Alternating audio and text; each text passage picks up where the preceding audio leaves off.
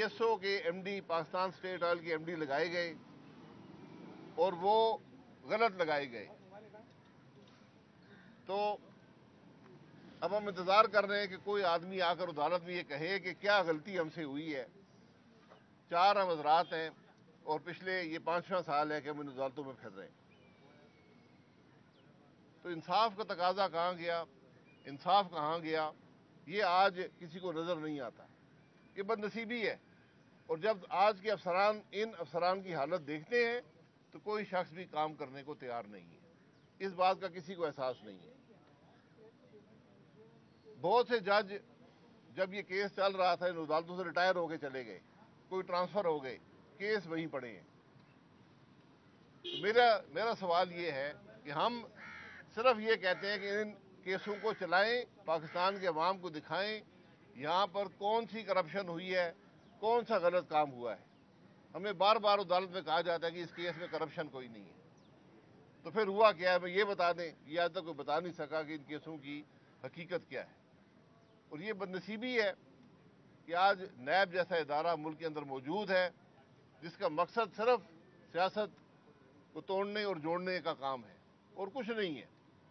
کہ کسی طرح سیاستدانوں کو دباؤ میں رکھا جائے اور جب بھی ضرورت پڑے تو یہ کیس ان کے خلاف استعمال کیے جائیں. یہ بدنصیبی ہے, یہ ملک کی بدنصیبی ہے کہ جب آپ ان لوگوں کو جو اس ملک کے اعلیٰ عہدوں پر رہے ہوں ان کو انصاف نہ دے پائیں تو پھر عام آدمی انصاف کی کیا توقع رکھے گا.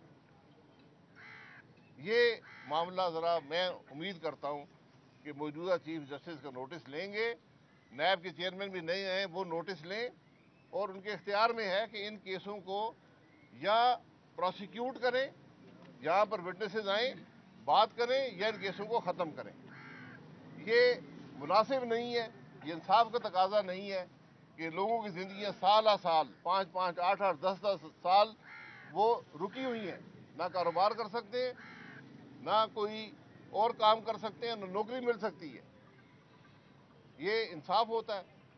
یہی بات ہم نے پہلے بھی کی ہے, آج بھی کرتے ہیں. اور میں پھر گزارش کروں گا اس حکومت سے بھی, اگلی حکومتوں سے بھی, کہ اس نیب کے ادارے کو ختم کر دیں ورنہ آپ کا ملک نہیں چلے گا.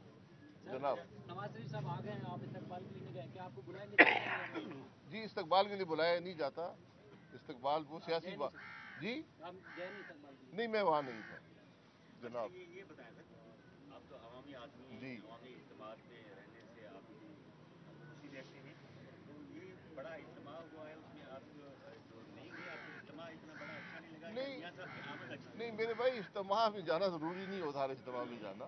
میں نہیں گیا, میں نے پہلے بھی پارٹی ذکر کی کیا. سینئر لیڈرشپ نہیں ہو تو جی سوال تو بنتا ہے. میں پارٹی کا سینئر لیڈر نہیں ہوں. لیکن میاں صاحب مری میں آپ کراچی میں لوگ توقع کر رہے تھے عوام جی میں عدالت میں کھڑا ہوں. سر آپ کی باتوں سے اس طرح اندازہ ہو رہا ہے کہ بہت جلد آپ ایک پریس کانفرنس کرنے والے ہیں, کوئی نئی پارٹی کا جو ہے وہ اناؤنس کرنے والے ہیں, میں وہ پریس کانفرنس کر رہا ہوں دوسری جماعت کے لوگ ہیں ہمارے.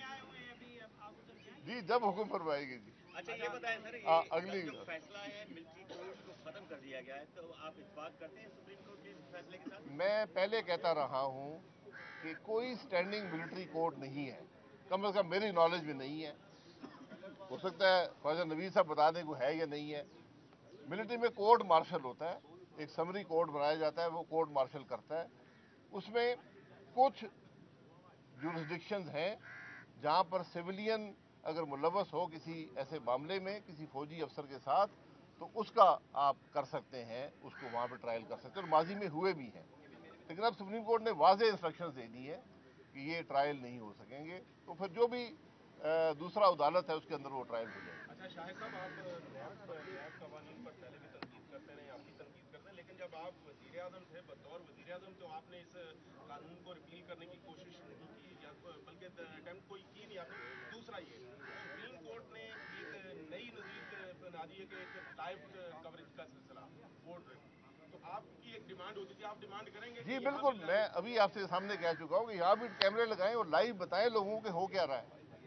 ان کو بتائیں کہ ہم ہر دوسرے تیسرے ہفتے پیش ہوتے ہیں اور پھر تاریخ مل جاتی ہے. حقیقت بتائیں عوام کو, और जो नैब की बात है, मैं हमेशा कह चुका हूँ कि इसको कोई एक जमात, एक शख्स रिपील नहीं कर सकता, ये कंसेंसस से होगी। 2013 से 18 तक से बड़ा काम हुआ, लेकिन आखिरी वक्त पे उसमें जो सेनेट के अंदर बिल था उसको वहाँ पे ना पीटीआई ने सपोर्ट किया, हालांकि पहले वो सब ख्वाहिशमंद थे, ना पीपल्स पार्टी ने सपोर्ट किया। भाई साहब ये बता दें, मियां साहब आ चुके हैं, क्या आपका उनसे मुलाकात को ये इरादा है? नंबर 1, ये आपका सियासी लाएमल आइंदा का क्या होगा? क्या नून लीग के टिकट पर आप इलेक्शन लड़ेंगे? मेरे भाई सियासी लाएमल मैं बता दूंगा, आज सियासत की बात आपने करनी है तो अलहदा प्रेस कॉन्फ्रेंस कर लें। सियासी लाएमल ये है कि मैं पहले कह चुका हूँ कि जो मुल्क की मौजूदा सियासत है इसके अंदर मैं इलेक्शन लड़ने का कायल नहीं हूँ, कम से कम 20 दफ़ा कह चुका हूँ, क्योंकि ये जो सियासत है ना, ये इलेक्शन जो है ये मुल्क के को रिलीफ दे पाएंगे। मेरे भाई मैं नून लीग से अलग हूँ या ना हूँ, तो सवाल ये नहीं है। मैं सवाल आपके सामने रखा है मुल्क की सियासत का। जिस इलेक्शन में ना अवाम को फ़ायदा मिले, ना मुल्क को फ़ायदा मिले, जिस सियासत से मुल्क का नुकसान हो, अवाम का नुकसान हो, मैं उसका कायल नहीं।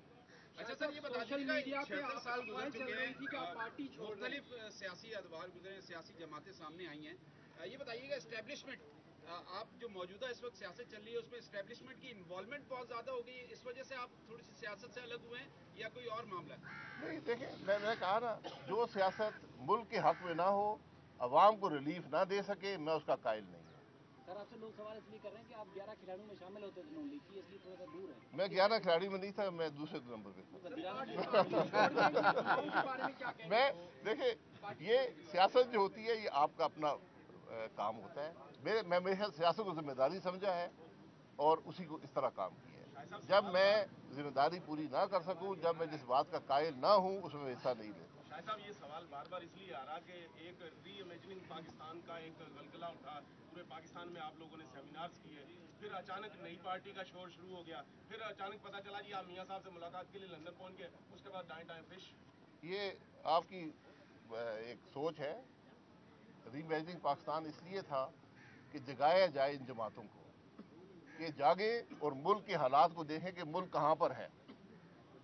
आज बदकिस्मती ये है, आप मुझे एक सियासी लीडर का बयान दिखा दें जिसने मुल्क की बात की हो, जिसने अवाम की तकलीफ की बात की हो, उसके हल की बात की हो।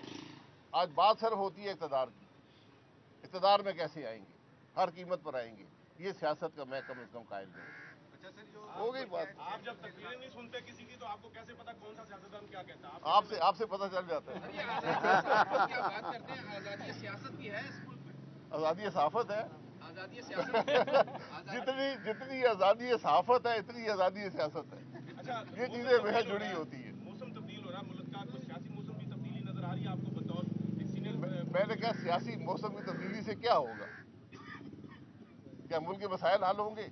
मुझे वो तब्दीली चाहिए जिससे मुल्क के मसाइल हल हो, जिससे अवाम को रिलीफ मिले, ये मुल्क तरक्की करे। आप सब हजरात अपने हालात देखें कि आप आज के हालात क्या आपके बेहतर हैं। आज आप आम आदमी से सड़क पर पूछें, आपको पता चल जाएगा मुल्क के हालात क्या हैं।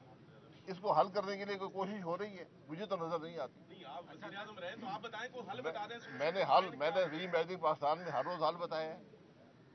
जब तक आप आइन और कानून के मुताबिक सियासत नहीं चलेगी, मुल्क के निज़ाम नहीं चलेगा, रिफॉर्म्स नहीं होंगे, आपका मुल्क आगे नहीं बढ़ेगा। अच्छा सर, ये मैं बार बार ये कहता हूँ, नैब रहेगा तो मुल्क नहीं चलेगा।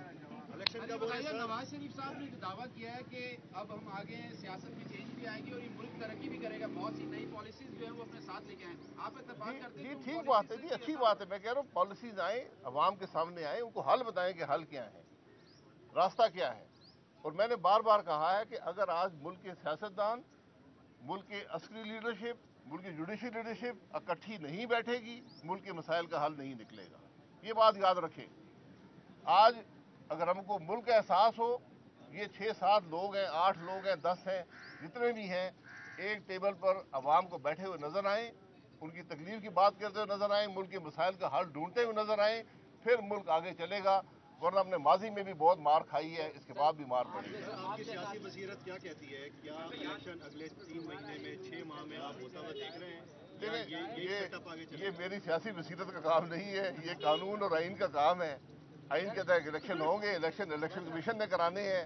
अगर वो कहते हैं कि जनवरी में होंगे तो उनकी बात पर यकीन करना पड़ता है। भाई साहब, आप जैसा आदमी अगर इस सिस्टम से मायूस है तो अवाम खैर की तो कैसे रख सकती है कि मुल्क बेहतर मैं हो जाए? कभी मायूस हो नहीं सकता, मेरे पास ये गुंजाइश नहीं है। अच्छा, अगर मियाँ साहब इलेक्शन होते हैं पाकिस्तान में, तो है कि जनवरी नहीं तो मार्च तक हो जाएंगे, अगर वो जिस तरह आए हैं लगता है कि वो वज़ीर-ए-आज़म बनेंगे, तो आप उनकी कैबिनेट में होंगे?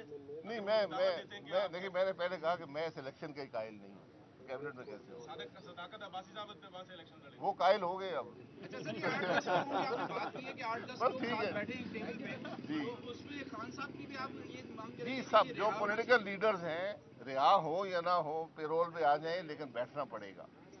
ये बात समझनी पड़ेगी हमें, नहीं बैठेंगे तो फिर कल बैठना पड़ेगा, नुकसान ज़्यादा होगा। कल नहीं बैठेंगे तो परसों बैठना पड़ेगा, तो बेहतर है कि आज बैठ जाएं। लेकिन शायद साहब जो बात आप समझाना चाह रहे हैं, खान साहब तो किसी के साथ हाथ में लाना नहीं चाहते, बैठना नहीं चाहते। बस फिर नहीं होगा, फिर सबको तकलीफ होगी, एक दिन तो बैठना ही पड़ेगा।